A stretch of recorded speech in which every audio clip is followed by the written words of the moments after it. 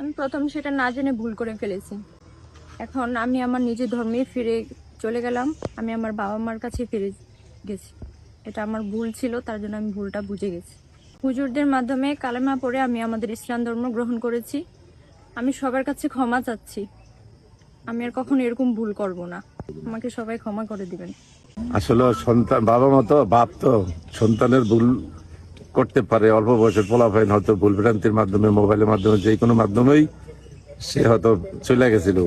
আর যখন জানতে পারছি, আমি হয়তো সম্মানীয় লোকের মাধ্যমে, পুলিশ প্রশাসনের মাধ্যমে জানতে পারছি সে ধর্মের কাছে অন্য ধর্মের সাথে তার সম্পর্ক হয়ে চলে গেছে, তখন তাদের সহযোগিতা, একান্ত সহযোগিতা নিয়ে, আমি ধর্মীয় লোকের সহযোগিতা নিয়ে, সবাই আমাকে সেবা করছে, সহযোগিতা করছে করে আমাকে আর খবর দিচ্ছে, আনছে।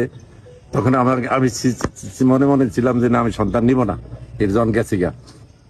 তখন আমি আবার মনে মনে ভাবছি, সবাই আমার আবার ধরলো, আসলে যদি ধর্ম যে নষ্ট করে যায়, তো আমার ধর্ম নষ্ট করে, তা আল্লাহ অসন্তুষ্ট হলো।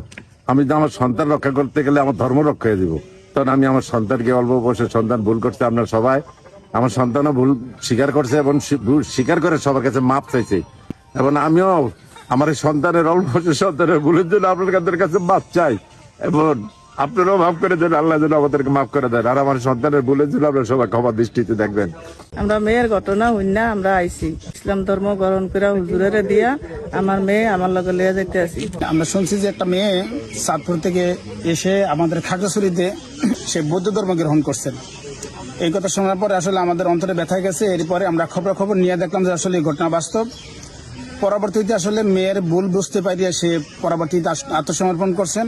এরপরে সে পুনরায় আবার ইসলাম ধর্ম গ্রহণ করার জন্য সে আগ্রহ হয়েছে। আগ্রহ হওয়ার পরেই আমরা উলামায়ে কেরাম এখানে বৈশা সে কালেমা পড়ছে এবং তওবা করছে। তার বাবা মা সহ এখান থেকে তাদের হাতে এখান থেকে নিয়ে গেছেন, চাঁদপুরে ফিরে যাচ্ছে। তা আমি আপনাদের কাছে অনুরোধ করব যে আমরা বিভিন্ন অনলাইনের মাধ্যমে, ফেসবুক বা আমরা যে বিভ্রান্তকর যে প্রচারণা চলছে, আমরা কেউ বিভ্রান্ত হব না।